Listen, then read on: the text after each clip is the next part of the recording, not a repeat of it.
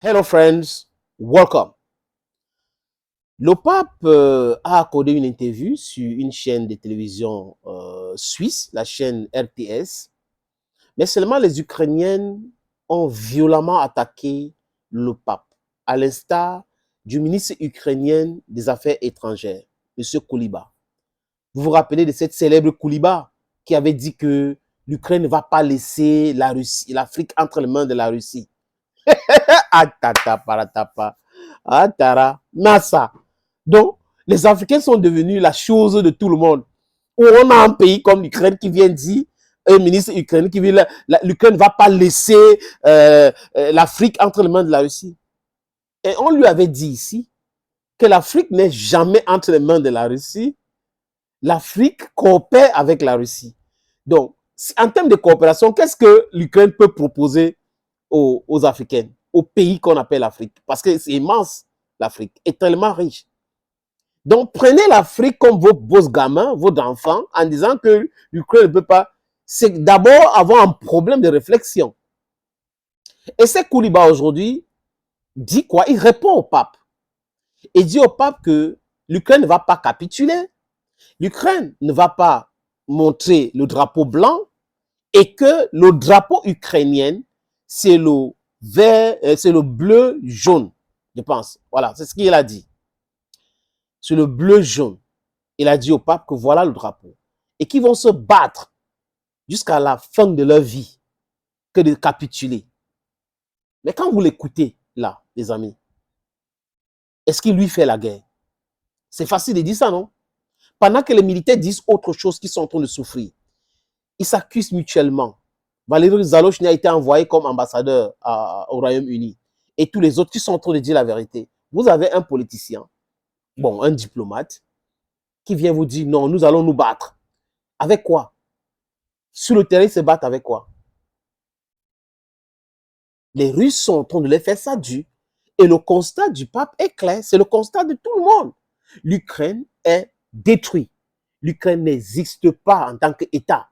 L'Ukraine a un gouvernement fantoche. L'Ukraine vit sur la perfusion des pays de l'OTAN. L'Ukraine est aujourd'hui un pays dirigé par l'OTAN. L'Ukraine a un gouvernement qui ne peut pas décider. Donc du coup, quand le pape fait le constat, c'est parce qu'il a certains éléments à sa disposition pour pouvoir le dire. Il dit le pape devrait venir en Ukraine pour pouvoir faire ci, faire ça. Qui n'a pas peur de sa vie? Vous croyez à ce truc qu'on raconte dans la Bible a dit que la Bible a dit ceci, la Bible a dit Dieu a dit ceci, Dieu a dit cela? Non. Non, ne croyez pas à cela. Donc, M. Kouliba, qui parle, je vous rassure qu'il y aura retournement de parole très bientôt de ce monsieur-là. Parce que ceux qui pensent faire la paix, c'est capituler, c'est des gens qui sont dans le non-sens. Zelensky était, vendredi dernier, rencontré Erdogan. Et Erdogan, c'est celui-là qui les avait mis ensemble parce qu'Erdogan, il a le bon rapport avec Vladimir Poutine et Zelensky. Il l'avait organisé ou accepté, accueilli dès le début des opérations spéciales russes en Ukraine ou la guerre en Ukraine, accueilli les délégations de ces deux pays-là pour la paix. Et ils avaient déjà trouvé l'accord. Il y avait un traité déjà que les deux devraient signer. Mais Boris Johnson est arrivé, demandé à Zelensky de ne pas signer ça, qu'on va l'aider à battre la Russie. Il est convaincu que non, ils sont plus forts et tout cela, le monde entier les soutient. Aujourd'hui, ce sont les OTANiens qui sont isolés. Les pays européens et américains sont isolés dans le monde entier. Vous voyez un peu, les amis. Donc, il a reparlé encore Erdogan quand il reçoit Zelensky, que vraiment, il est prêt à accueillir une délégation pour la paix. Et les Russes disent qu'ils sont prêts. Ils veulent faire la paix.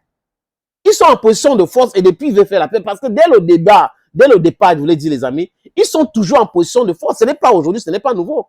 Ils sont toujours en position de force. Donc, ils veulent faire la paix depuis longtemps. Ce n'est pas comme si c'est nouveau. Mais, comme les autres voient que non, c'est très compliqué pour eux, vraiment, c'est la capitulation, faire la paix dans ces conditions avec la Russie, ils ne veulent pas faire. Et la Russie continue donc de gagner du terrain, d'empêcher les Ukrainiens à avoir un jour un pays comme ce qu'ils avaient avant les opérations militaires. les amis. Donc, quand le pape parle, que 3 ans après, quand vous voyez que rien n'avance de votre côté, vous avez organisé la communication autour de votre grand contre-offensive, vous avez tout fait. Mais aujourd'hui, ça n'avance pas. Est-ce qu'il n'est pas temps de comprendre que de faire du bruit? Donc, Kouliba doit réviser ses leçons de la diplomatie. Les diplomates ne sont pas des va-t-en-guerre. Les diplomates trouvent les solutions. C'est comme cette différence que les gens font entre l'homme intelligent et l'homme sage. L'homme intelligent, c'est celui qui règle les problèmes. Et l'homme, c'est un papa qui disait ça. Et l'homme sage, c'est celui qui évite les problèmes que l'homme intelligent va aller résoudre. C'est de ça qu'il est question. Thank you, friends. Thank you again. And bye-bye for now.